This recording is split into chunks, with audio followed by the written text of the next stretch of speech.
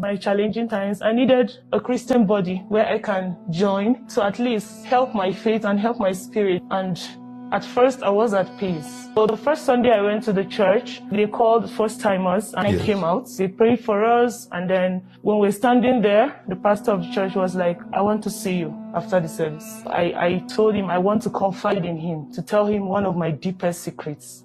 He prayed with me and told me I shouldn't feel guilty at all of what I've done before. So I said, okay, thank you so much, sir. The second time was when I went back. And then when I went back, he said I should meet him at the office. So I entered the office, he gave me water to drink. All of a sudden, I started feeling dizzy. I started feeling dizzy. I felt like I was sleepy, but I wasn't sleepy when I was coming. So what happened? Is this the pastor or someone else? No, the pastor. The pastor. So he started telling me, do you know you're a beautiful lady? You have a very good body structure. Every man will want to come close. I wish I knew you before now. And I know I'm married, but then, like, do you mind if you can be more closer to me, like, be a friend? And I told him, sir, you're my father. I said, no. And then I stepped out.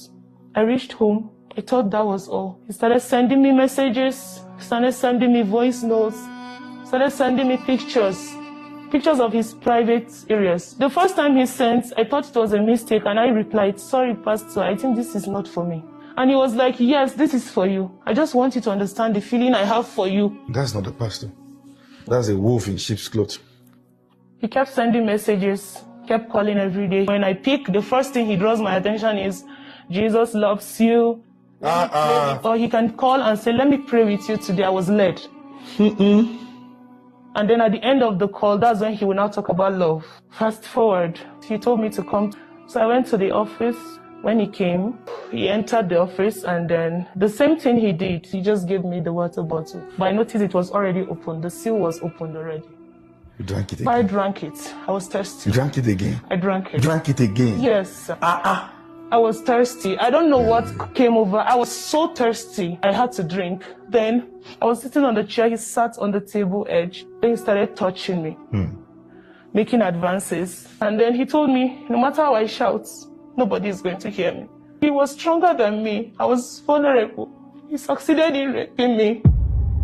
And when I came back to my consciousness, I was just crying. I was so emotional. But I noticed he wasn't bothered. It was something like it was normal to him. Immediately I got back home. I saw his call again. He said on Tuesday Bible study, I should come and see him in church. So I went to church. You went to church? Yes. Who preached? Him. And you were seated? I was seated. And he was seeing you? He was seeing me. And he preached? He preached. What was the topic that day? He was preaching on how some pastors fall, luring other ladies, and how the spiritual life of the lady are not really strong. So he was encouraging the youths to be sensitive and not to just take spirituality casual. He was encouraging the youths to be on fire for God